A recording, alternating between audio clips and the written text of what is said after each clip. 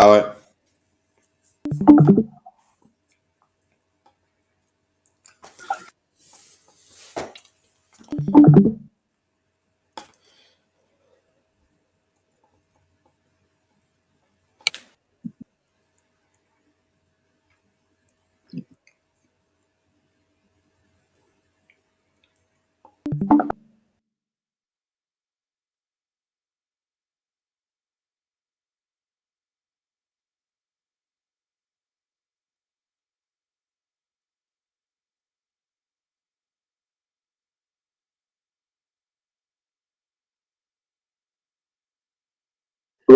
Comment tu sais, Andy, qu'il n'y a pas tout le monde? On est combien de base? On est 18. Ouais, mais alors il y a Sabrina et Jean-Baptiste qui sont pas là de toute façon. Ah ouais, donc je peux commencer. Je peux commencer ou pas? Oui, tu peux commencer, bien sûr. Donc nous, on est le groupe graphique Analyse 1, qui est composé de moi-même, de Nicolas Dewey et de Cécile Delestre. Prochaine slide. Donc la prise en main du code était assez difficile et on aurait bien voulu avoir une revue de code.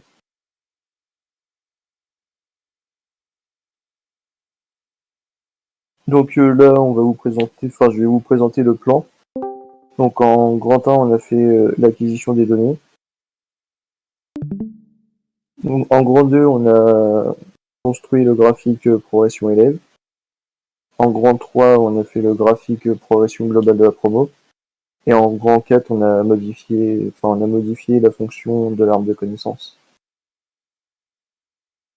Donc, je vais vous expliquer l'algorithme. Ce qu'il faut savoir, c'est que cette présentation, elle explique l'algorithmique et après la présentation, on fera une revue de code. Donc, on voulait expliquer les idées avant pour que ça soit bien clair dans vos esprits. Donc, la première partie, c'est l'acquisition des données que je vais présenter. Donc, ce qu'il faut savoir, c'est qu'au début, on avait des données sous forme de listes et de listes de dictionnaires et de listes de dictionnaires. Donc, on voulait créer et on a remarqué que dans toutes les fonctions, on utilisait ces listes et ces dictionnaires qui étaient créés aléatoirement au début et pas lus dans la base de données. Donc, on a eu une volonté de créer une fonction globale de lecture des données dans la base de données et chaque fonction utilisera les données renvoyées par cette dernière. Donc, on a utilisé SQLite.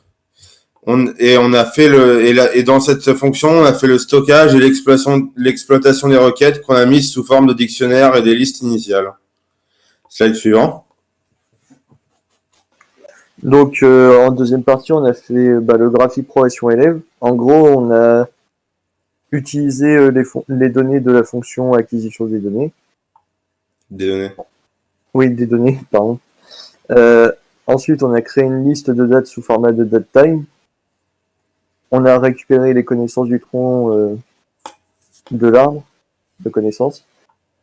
On a aussi récupéré les notes de ces connaissances. On a déterminé le moment où les compétences étaient acquises.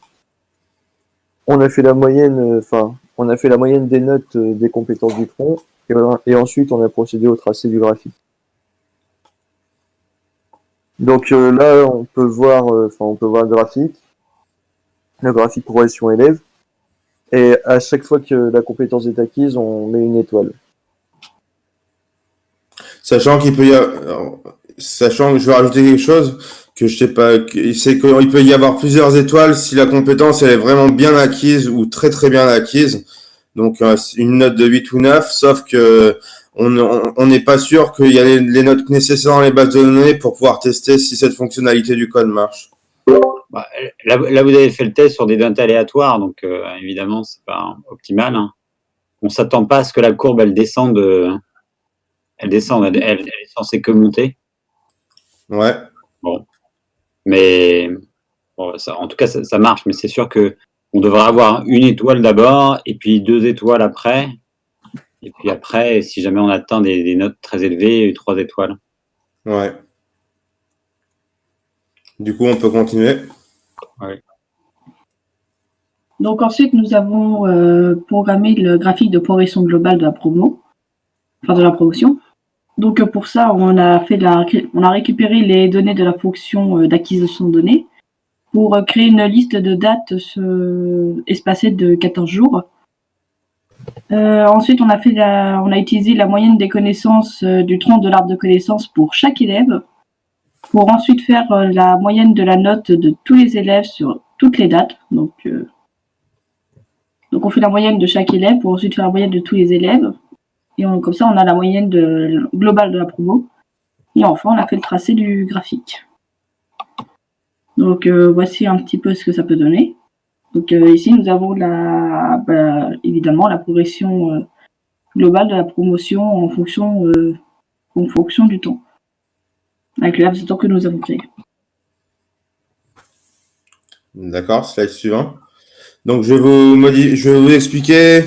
Ce qu'il faut savoir, c'est que l'arbre de connaissances, à la base, était représenté de manière circulaire à 360 degrés, avec 3 compétences principales qui se subdivisent en sous-compétences, puis en sous-sous-compétences. Donc, l'idée, à la base, on avait projeté d'avoir un arbre, donc il aurait fallu qu'il y ait une compétence principale, puis les 3 compétences du tronc, et ensuite, ça descend petit à petit jusqu'à la fin. Donc on a voulu minimiser le travail, mais de modification, parce que si on recommençait tous les débuts, ça serait de la perte de temps. Donc on a créé un nouveau nœud qui s'appelle formation data. On a récupéré les 3 compétences du tronc qui sont organisation, base de données et Python. On a créé un lien entre le nœud formation data et les 3 compétences du tronc. Et on a mis, je sais pas si c'est une bonne idée, mais on a mis le rang de formation data à 0 pour que ça soit cohérent, que ça soit décroissant ou croissant, ça dépend de comment vous voyez les choses. Donc maintenant, on va vous faire une revue de code et on vous présentera le slide conclusion. Voilà, donc va falloir aller sur le direct de Nicolas. Et je vais streamer du coup. Oui. Je laisse mon stream pour récupérer juste après. D'accord. Donc on commence par l'acquisition des données. Donc voici notre fonction acquisition données. Donc on a utilisé la librairie SQLite 3 as Lite. Donc là, comme vous connaissez tous, on fait un lite.connect à la base de données. Et dans le wifcon, on crée un curseur. On exécute une requête SQL. Donc là, on veut toutes les évaluations on veut toutes les évaluations.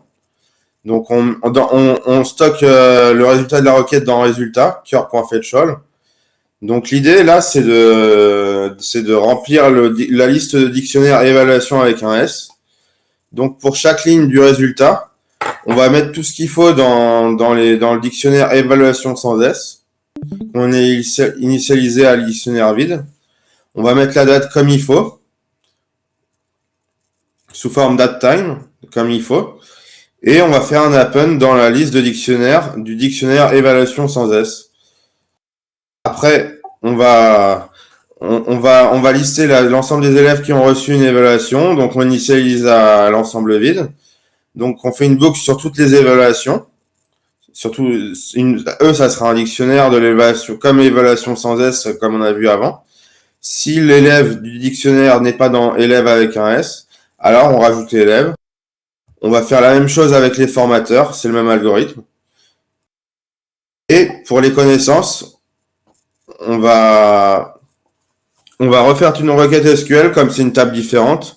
On va sélectionner le nom de la connaissance, la catégorie 1, la catégorie 2, la catégorie 3. On va exécuter la requête. On va stocker le résultat dans connaissance SQL. Donc, on va initialiser connaissance comme un dictionnaire vide. Et pour toutes les connaissances SQL sans S dans connaissance SQL avec un S, on va mettre dans connaissance ce qui correspond à la connaissance de la ligne. Et les différentes catégories qu'on a de 4.1, 4.2, 4.3. Ce qu'il faut savoir, c'est que une connaissance dans le dictionnaire n'a pas forcément 3 catégories. Elle peut avoir des catégories à nul, comme je me souviens plus, mais il y avait un exemple. Il y avait une catégorie il y avait une connaissance qui avait seulement 2 catégories. Du coup, on a fait un test avec des boucles imbriquées. Il faudrait peut-être faire un case. Ça serait quelque chose à améliorer s'il y a plusieurs catégories par la suite. Donc, si 4-3 égale nul, si 4-2 égale nul, et on met en fonction ce qu'il faut dans le résultat des catégories. Et à la fin, on met dans données la liste des élèves, la liste des formateurs, la liste le dictionnaire connaissance avec un S, pardon, et la liste de dictionnaire évaluation avec un S, et on fait un return de données. Donc, je vais vous mettre la fonction progression élève, s'il n'y a pas de questions. Avant de passer à la suite, donc là, c'est une très bonne stratégie qui a été choisie par l'équipe graphique. Comme on avait discuté hier, ce qui est très bien, c'est d'avoir réussi à isoler tout ce qui concernait la base de données et se dire après, de toute façon, on a un format de données qui va... Enfin, on a mis les données en mémoire et on va utiliser ces données en mémoire dans des listes ou des listes de dictionnaires pour faire l'analyse, pour faire les graphiques. Donc du coup, il y a plus de complexité liée à SQL par la suite. Puisque tout est encapsulé dans l'objet qui s'appelle données.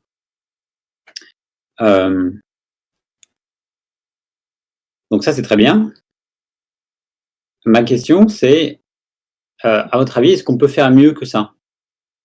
Est-ce qu'on peut faire mieux que ça? En particulier, qu'est-ce qui se passerait si la base de données, elle changeait, si le nom des tables changeait, s'il y avait des colonnes qui étaient ajoutées? Qu'est-ce qu'on pourrait faire? Il y aurait juste la fonction acquisition de données à modifier. Mais est-ce qu'on ne pourrait pas faire un algorithme qui soit adaptatif, c'est-à-dire qui fonctionne indépendamment de la structure de la base de données? Là, faut se creuser la tête, hein, parce que c'est pas, ça va être coton, hein, mais c'est possible. Hein. La requête SQL qui doit être certainement changeable, parce que là, tu vois, tu fais une requête sur, tu sélectionnes des colonnes bien particulières, là en ligne 80.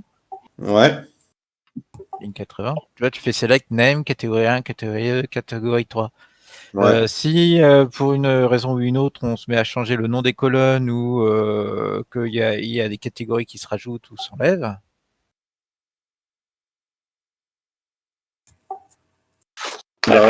Donc après, hier, on a discuté d'un point qui me paraissait intéressant, qui a été vu avec l'équipe sur la base de données de Léa et Alexis, qui était de dire, on va représenter la structure de la base de données dans un dictionnaire. Et en fait, derrière, donc on connaîtra tout, c'est-à-dire qu'on connaîtra le nom des tables, le nom des colonnes, et puis les formats qui sont associés à chacune des colonnes. Et du coup, si on a cette description de cette structure-là, on peut juste changer le dictionnaire de la structure, Ouais. démarrage, et après faire en sorte que le programme, donc le programme d'acquisition des données, il fonctionne non plus explicitement sur le nom des colonnes, sur le nom des tables et tout ça, qui est pas, voilà, par exemple, qu'on marque jamais en dur évaluateur, qu'on marque jamais en dur, voilà, on peut pas marquer en dur, mais que ça fonctionne sur une structure. Sur une structure qui est donnée, hein, qui est donnée explicitement, mais qui soit un dictionnaire. Et si on change le dictionnaire, on pourra adapter, le programme pourra s'adapter. D'accord. Qu'est-ce qu'il faudrait faire, à ton avis, pour que ce soit possible, ça? Là, vous me posez une colle, là. Parce que j'ai jamais fait de choses comme ça, mais je suis prêt à apprendre. Hein. Alors, les autres, est-ce que vous avez une idée? Parce que d'un côté, on généralise un petit peu, on abstrait, en quelque sorte, c'est pas une abstraction très compliquée, mais on abstrait la structure de la base de données puisqu'on met le nom des tables et le nom des colonnes dans un dictionnaire. Donc, c'est une espèce de dire, voilà, la structure de la base de données SQL relationnelle, elle est donnée dans une table. Et pour que le programme là, il soit automatique, il manque une étape. Il manque une étape de ce que je dis, il y a quelque chose à faire en plus. Est-ce que vous avez une idée, les autres, ce qu'on pourrait faire pour y arriver, pour réussir à faire en sorte que cette fonction, elle soit adaptable, hein, elle s'adapte à la structure?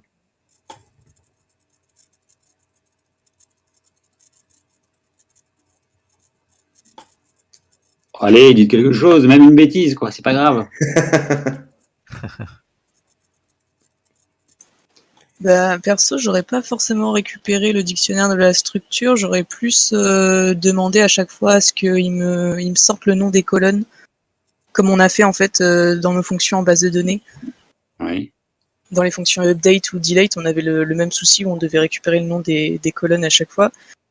Et au début, on avait demandé à ce qu'il nous sélectionne tous les noms de colonnes de sa table et qu'il nous les rende, quoi. Donc ça serait à l'utilisateur qui fournirait en argument de la fonction, c'est ça, le nom des colonnes. Non, du coup, ce serait le programme qui irait nous faire, je sais plus comment on a fait ça, mais il nous sélectionne le head, je crois. Il en fait une data frame et après il nous rend les noms. Avec le fetch all, là, c'est ça, il n'y a pas moyen de récupérer la structure, c'est ça? Ça doit être ça. Il y avait une instruction qui s'appelait Pragma, je me souviens. Ça permettait de récupérer la structure. Oui, donc en fait, on n'a même pas besoin de mettre la structure dans un dictionnaire. On peut seulement la récupérer depuis la base de données, quoi. À partir du moment où on se connecte, ouais. Ok. Donc ça serait un gain important, ouais, tout à fait. Mais en fait, ça suffit pas. C'est-à-dire, on peut avoir la structure de la base de données en entrée. Donc on a une forme d'abstraction, c'est-à-dire on a la structure, donc on peut raisonner sur la structure. Mais ça suffit pas parce que il y a quelque chose qui bloque. Vous n'avez pas l'idée d'un truc qui pourrait être problématique pour le faire?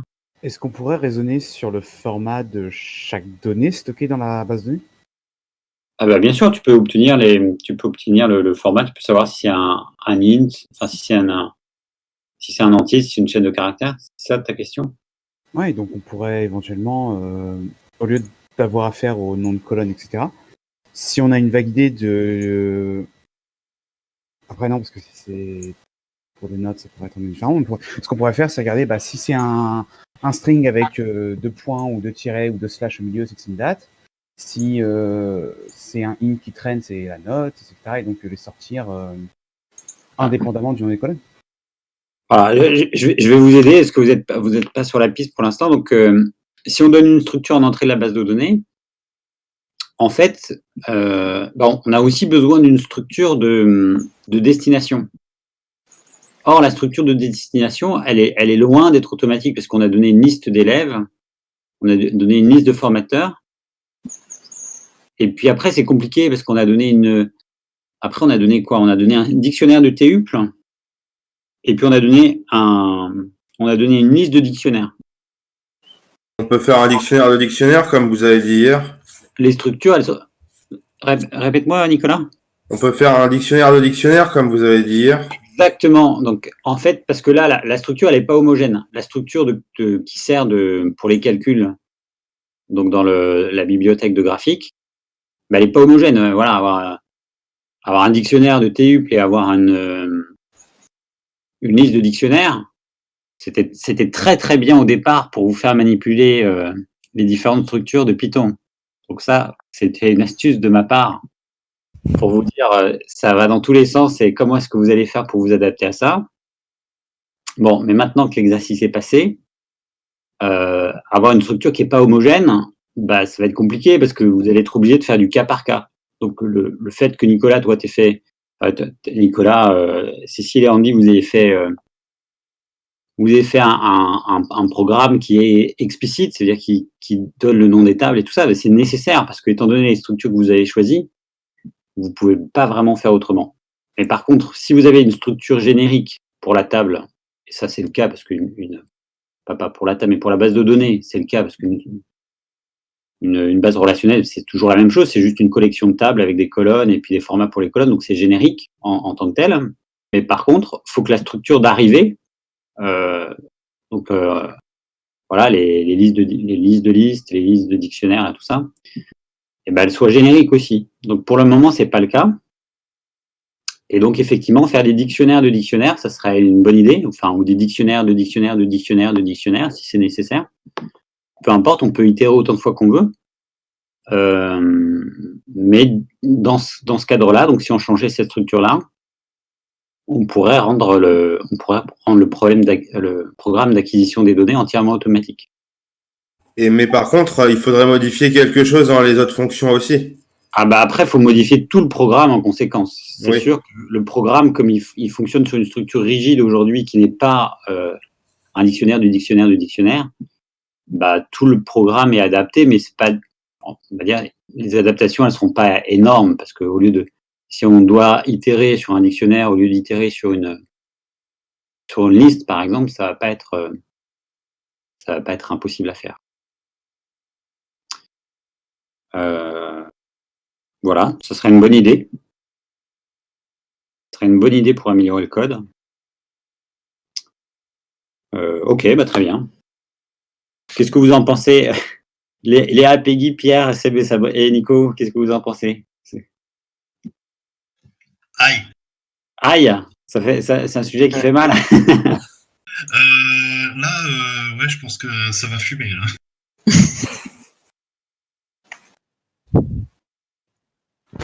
Déjà, comme les 2 fois précédentes, il va falloir qu'on passe déjà rien que 1 ou 2 jours pour s'approprier déjà le code existant, le comprendre parfaitement, et puis après on pourra vraiment, peut-être à partir de lundi, je pense, vraiment apporter des trucs et essayer d'améliorer un peu ça. On va forcément passer par une phase où il va falloir comprendre comment ça fonctionne, quoi. Ok. Bon, Nicolas, je vous laisse continuer du coup. Donc, je vais passer la parole à Andy sur le graphique de progression élève, si c'est bien ça. La suite. Ah ouais, c'est ça.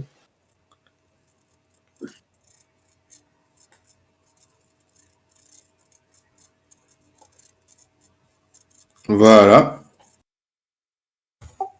Donc on a fait une fonction dev graphique progression élève, donc qui comprend la date de début de formation, la date de fin, les données et le nom du graphe.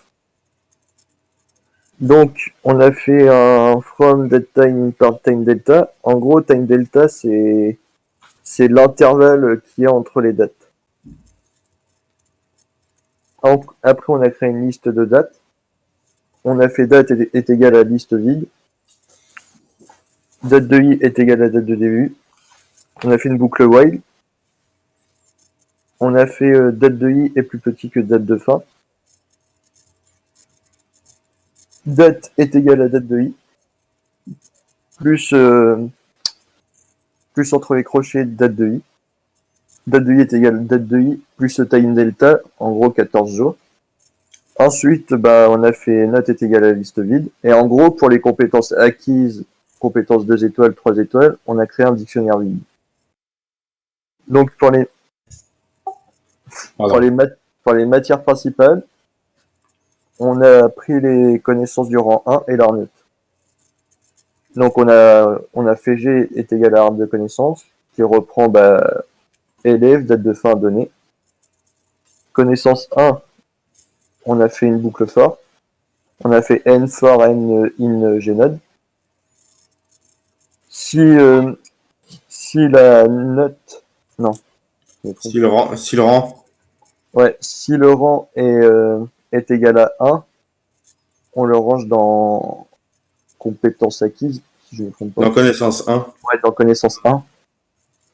Et après, pour toutes les dates, on a fait la moyenne des notes, des connaissances du tronc. On a refait une boucle for, qui comprend date, observation, une date. Donc, note 1 est égale à liste vide. For connaissance, une connaissance 1. Ensuite, on a essayé. Ensuite, on a fait un try.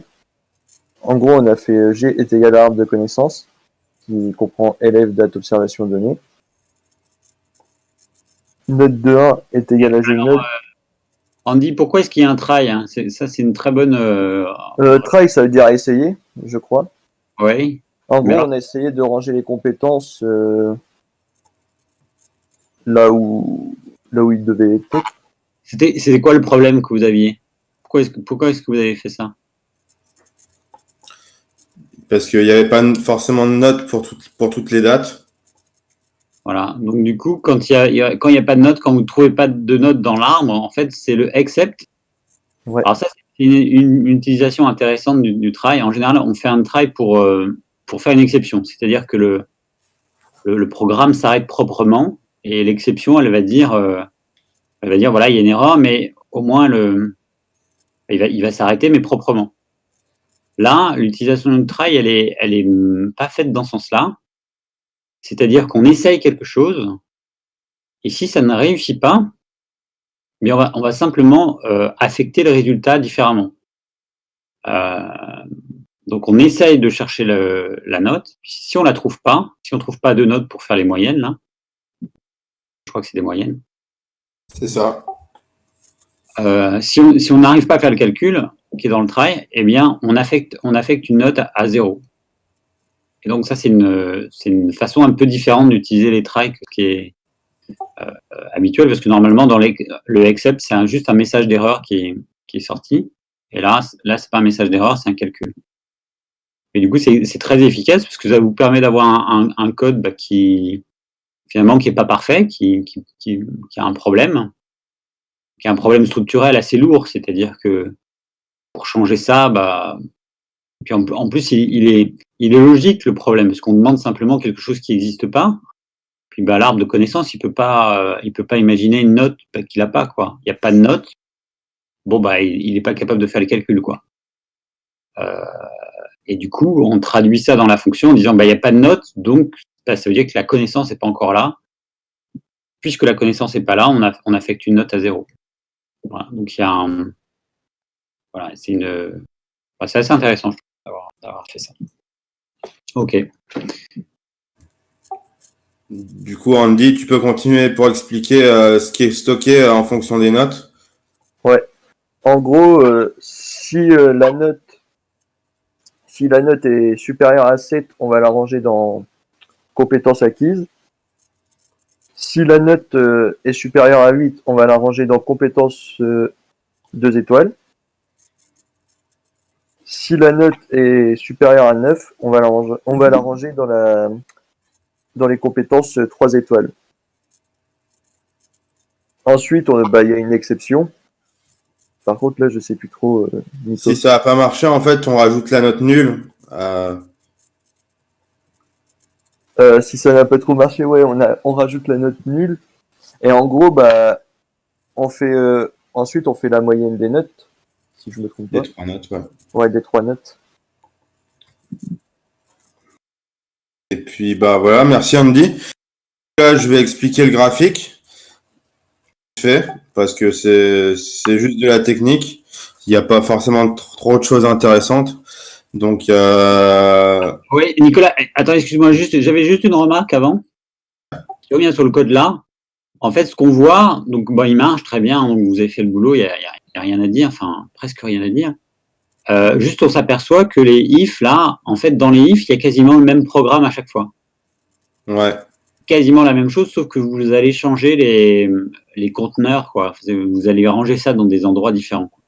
C'est la seule chose qui change. Et puis l'autre chose qui change, c'est le seuil que vous mettez, donc le seuil de notes 7, 8, 9. Et du coup, quand on a un programme qui est fortement, où il y a une récursivité dans l'écriture qui apparaît très fort, on voit que c'est la même chose, quoi. On voit graphiquement que ça ressemble beaucoup. Mais ça aurait été souhaitable de faire une boucle for. De dire, voilà, pour mes 3 seuils, là, 7, 8, 9, eh bien, je vais ranger les données un peu différemment pour faire les calculs, mais je vais en rangeant un petit peu différemment les calculs, on peut éviter d'avoir... donc moi, ce que je m'attends, c'est si on utilisait une boucle for à cet endroit-là, votre code, il fait if compris, les deux if compris, il fait 1, 2, il fait 3 lignes, plus la 4e ligne parce qu'il n'y a pas la place. Donc il fait 4 lignes. Si on rajoute un for, on est à 5 lignes. Donc on arriverait à écrire le code en 5 lignes plutôt que de l'écrire en 4 x 3. Ça veut dire qu'il faut faire une liste ou un dictionnaire avec les 3 compétences acquises, compétences 2 étoiles, compétences 3 étoiles. Ouais, c'est ça. Ouais, on peut user, mais voilà, en tout cas, tu pourrais faire un for seuil in 7, 8, 9, par exemple. Ouais. Et puis, ranger effectivement les compétences acquises plutôt que d'être une... Alors, c'est quoi? C'est des listes, hein, c'est ça? Non, c'est des dictionnaires déjà? Ça pourrait être un dictionnaire, par exemple. Ouais, ouais. Avec comme clé la note, le seuil. Voilà, avec comme clé le seuil, ouais, tout à fait. Et du coup, bah, vous passez, enfin, c'est quand même pas mal, hein, passer en termes de maintenance, tout ça, pour reprendre les choses, vous passez donc de 5 lignes, vous passez de 12 lignes à 5 lignes. Donc, c'est Ouais. pas négligeable en termes de place, il y a un facteur 2 quasiment. Plus d'un D'accord. quart. Ok, bah voilà, c'est. Bah, je vais continuer la présentation alors. Ouais. Et, on a fait un graphique. On a donc plt.subplot. L'idée, c'était, on a ploté les notes avec un S en fonction des dates. Ça, jusque-là, il y a tout qui est facile à comprendre. Donc, on a fait une fonction indice qui récupère l'indice de la note à la date pour une date donnée pour les scatters, en fait. Donc, c'est juste un problème technique qu'on a résolu parce qu'on nous manquait l'indice pour avoir les dates et les notes pour les compétences acquises, compétences 2 étoiles, compétences 3 étoiles. Donc, on a fait des scatters.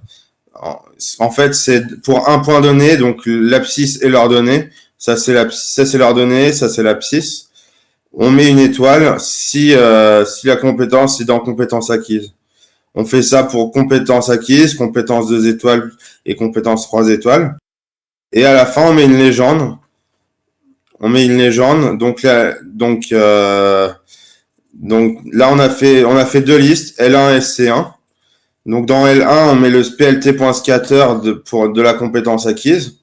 Et dans le C1, on met la compétence et on fait une légende de L1, C1. Ça, c'est des propriétés pour titre la légende. En fait, il y a bien Python, organisation et base de données qui sont marquées dans la légende du graphique qu'on vous a montré tout à l'heure. Et on a sauvé le nom du graphe. Il faut bien le mettre avant plt.show, sinon ça fait une feuille blanche. Donc, je vais laisser Cécile continuer à expliquer la progression globale. Oui. Donc là, c'est la fonction du graphique de progression globale qui utilise dans ses paramètres le date de début, la date de fin, les données et bien sûr le nom du graphique.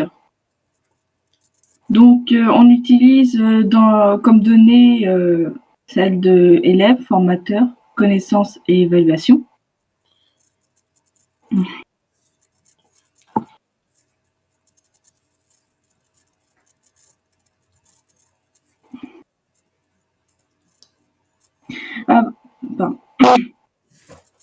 Ensuite, on crée ensuite on fait en sorte que on espace les dates de 14 jours, donc tous les 14 jours afin d'avoir un résultat pour le graphique toutes les 2 semaines. Donc on fait une liste de dates et puis on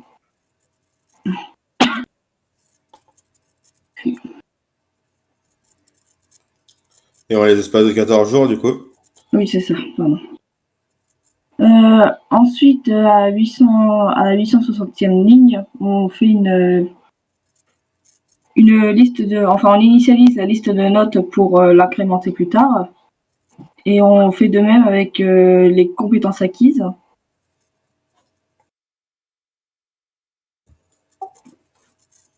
Ensuite, on fait l'arbre. On fait l'arbre de connaissances et pour ce faire, il faudra utiliser le nom de l'élève, la date de fin et les données. Ensuite, on stocke toutes les compétences du tronc.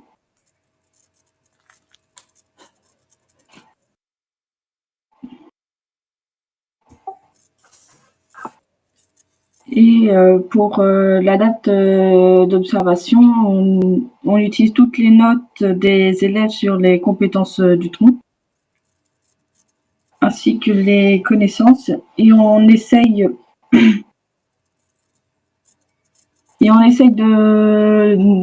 d'utiliser la dernière note. Comment? C'est ça. Ouais, c'est ça. On essaie d'utiliser la dernière note et si jamais elle n'existe pas, en fait, s'il n'y en a pas, bah, on met une note qui sera de 0 dans le graphique. Enfin, dans les données. Et ensuite, à 886,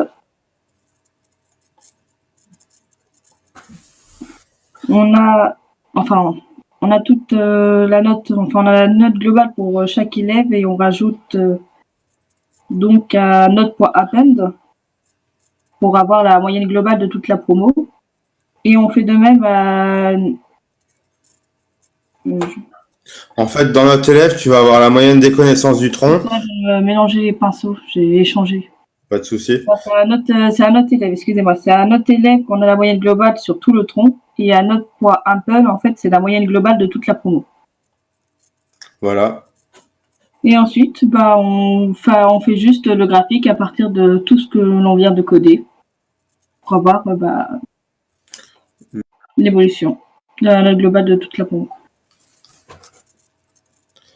Donc, on va passer au slide conclusion.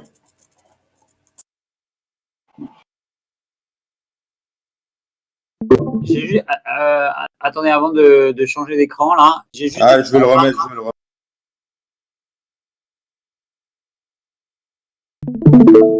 Oui. Donc, si tu remontes un tout petit peu, enfin, non, là, c'est pas mal. Déjà, ce qu'on voit, c'est qu'en fait, donc, ce qui est bien, c'est d'avoir des règles assez strictes de présentation pour que le code soit vraiment bien présenté et beau. Ce qu'on voit, c'est que vous avez utilisé des lignes blanches, des lignes vides. Par exemple, à la ligne 884 et 885, il y a 2 lignes blanches. Voilà, c'est mieux. Tu peux faire la même chose à la ligne 890.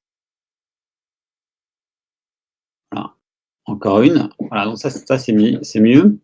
Donc la convention, c'est de dire, voilà, dans un code, on va séparer les paragraphes par des lignes blanches. On a le droit de sauter une ligne, mais que quand on saute un paragraphe. Donc, ce qui est pas mal de faire, c'est mettre un commentaire au début de chaque paragraphe.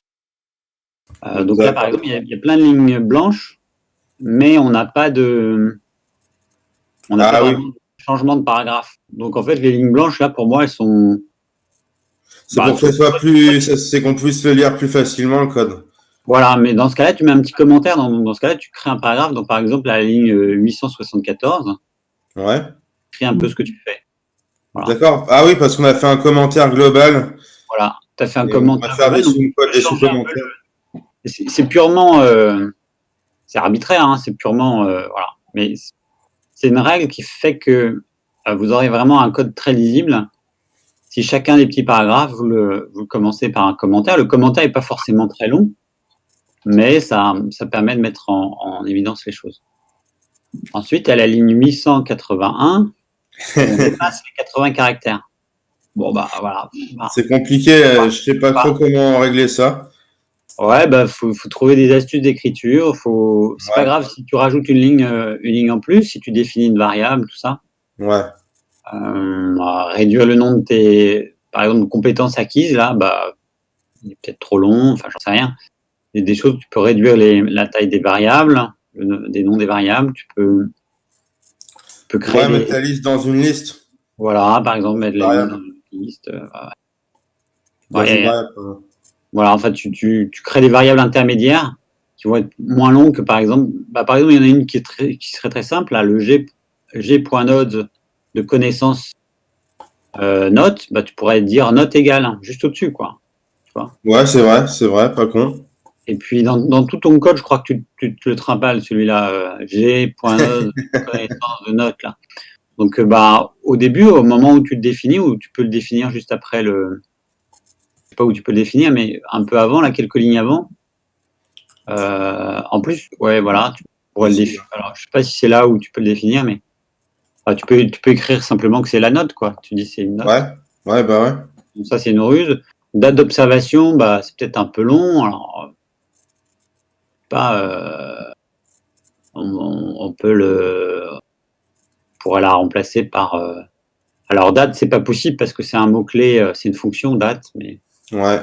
Tu peux remplacer par quelque chose d'autre. Donc, dans certains codes, on a mis date, obs. Voilà, on a mis une abréviation. Ouais. Bon, en général, les abréviations, c'est pas terrible parce que, bon, voilà. Mais date d'observation, c'est quand même un nom un peu long. Ouais. Donc voilà. Et alors, c'est important hein, parce que ceux qui voudront rendre un code définitif avec ça, bon, ils seront obligés de reprendre votre code, quoi. On ne peut pas vraiment rendre un code, on peut pas vraiment laisser un code comme ça, quoi. C'est pas possible. Enfin, sauf si on travaille tout seul, mais si on travaille avec d'autres personnes, D'accord. c'est pas très sympa pour les autres parce que après les autres s'ils veulent avoir un beau code, faut qu'ils le réécrivent, quoi. Ouais. Voilà, c'était une petite remarque sur le code. C'est pas le plus important, hein, c'est que quand même, je reviens sur ce que vous avez fait. Vous avez quand même réussi à réarchitecturer le code là en faisant l'acquisition des connaissances, et puis vous avez fait les 3 graphes, donc vous avez une super production en termes de résultats. Donc ça, c'est le plus important. Mais la petite touche en plus, ça aurait été de fournir un code nickel. Ah, j'allais oublier de vous présenter quelque chose, mais la modification de l'arbre de connaissances, elle est très courte, mais je vais vous la présenter. J'allais passer au slide conclusion. Donc, la modification de l'arbre de connaissances.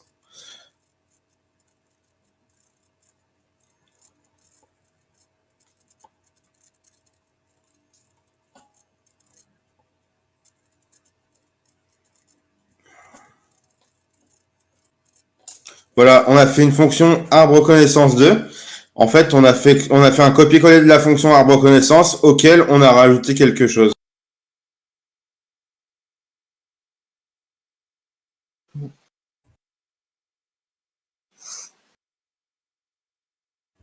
Donc, on a voulu récupérer le tronc. Donc, on a fait. Désolé, j'ai oublié de commenter cette partie du code. Je le ferai. Pour tout ce qu'il y a dans connaissance.items, pour toutes les catégories, on vérifie si le rang est égal à 1. Si la catégorie n'est pas déjà dans le tronc, on la rajoute au tronc. Ça fait qu'à la fin, on aura les 3 compétences du tronc. Et dans notes, on met les notes, on met toutes les notes pour les compétences du tronc. On fait une moyenne on fait note égale note, la moyenne de ces 3 notes. Et on ajoute un nœud à l'arbre qui s'appelle formation data avec la bonne note, la note moyenne. Et on met le rang de formation data à 0, comme expliqué dans l'algorithme de la présentation. Et pour toutes les catégories du tronc, on rajoute un lien entre formation data et catégorie. Voilà ce qu'on a modifié. Donc, on va passer au slide conclusion. Alors, ok, pour les équipes qui viennent après, donc du coup, là, l'idée, c'était effectivement d'avoir un arbre qui parte d'un seul, un véritable arbre, hein, parce que avant, on n'avait pas un arbre, mais on avait une forêt. On avait 3 arbres. Donc là, on aura simplement un arbre qui part d'un seul tronc, donc le tronc formation data, le nouveau tronc formation data de rang 0. Et qu'est-ce qu'on peut dire? Oui, alors, du coup, là, le graphique, il va pas changer. C'est-à-dire qu'on aura toujours un graphique où les branches, elles vont partir à 360 degrés. C'est le même graphique, quoi. Sauf qu'on a rajouté un nœud au centre, que potentiellement, il y a un nœud qui va venir au centre du graphique. Il faudrait voir ça parce que ça risque de poser un problème si le code n'a pas été modifié en conséquence. Mais c'est pas l'idée. L'idée, ça serait qu'on ait un véritable arbre, c'est-à-dire que les branches, au lieu de pousser à 360 degrés, elles poussent que au-dessus du niveau du sol, c'est-à-dire qu'elles poussent de 0 à 180 degrés. Voire même un peu moins, parce que avoir des branches qui poussent à l'horizontale, c'est peut-être pas forcément plus sympa. Donc, on pourrait réduire un peu l'angle, donc, par exemple, ça pourrait pousser de 10 degrés jusqu'à 170 degrés, par exemple. Voilà. Enfin, on pourrait faire un truc un peu, on pourrait mettre des paramètres pour choisir l'angle dans lequel on veut que les branches puissent pousser. Voilà, donc ça, c'est une chose qui n'a pas été faite encore, mais c'était quand même un des objectifs, c'était de dessiner un arbre, un véritable arbre.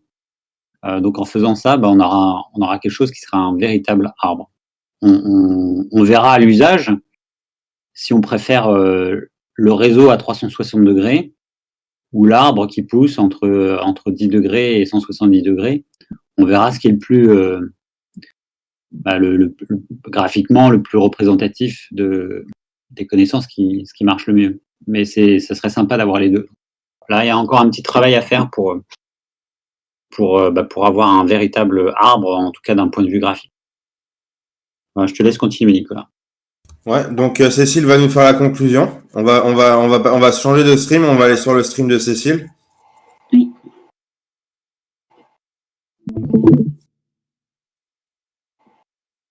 Voilà, tout le monde est là? On est là. Je peux voir, donc voilà. Donc pour la conclusion, on finit par quelques conseils pour le prochain groupe et aussi un petit peu qui vaut aussi pour tout le monde en fait. C'est que la fonction pour dessiner un nouvel arbre de connaissances, on n'a pas encore fini, donc il reste à faire. On a aussi fait une revue de code pour faciliter la prise en main du code pour le prochain, enfin pour les prochains. Il y a aussi la nécessité de mettre des commentaires pour ce que l'on fait dans le code, afin que les prochains groupes, quand ils reprennent le code, ils ne soient pas un peu perdus, ou qu'ils se demandent ça vient d'où. Ouais, ça fait gagner du temps en fait. Puis ça facilite aussi la compréhension du code, parce que quand on n'a pas fait le code soi-même, c'est pas aussi facile. Vous avez des questions en particulier, hein, toujours les mêmes, là, sur l'équipe Graph, Léa, Peggy, Pierre, Seb, Nico? Alors, moi, ce ne sera pas une question, mais merci pour la revue de code, en tout cas. De rien. Il va falloir assimiler tout ça. Ouais, c'est pareil, c'est pas une question, mais est-ce que vous avez trouvé des ressources pour faire ça? En fait, On a fait quelques petites recherches et c'est ça l'idée. Mais après, j'ai pas pensé à les garder sous le coude. on a surtout utilisé du NumPy, les dictionnaires, tout ça. Donc on n'a pas beaucoup fait de recherche sur Internet, paradoxalement, pour faire ce qu'on avait à faire. C'était essentiellement réfléchir sur ce qu'il y avait à faire et puis utiliser des choses qu'on avait peut-être déjà utilisées. Ou parfois, on essayait de voir s'il y avait d'autres moyens de faire certaines choses, quel était le plus utile. Et voilà. Voilà. Ok, merci.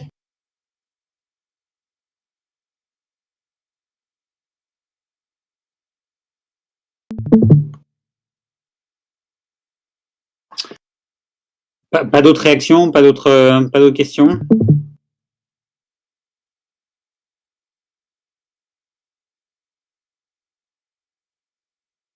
Ok, bon, on va passer à la suite. Donc du coup, je crois qu'on a fini avec les exposés là.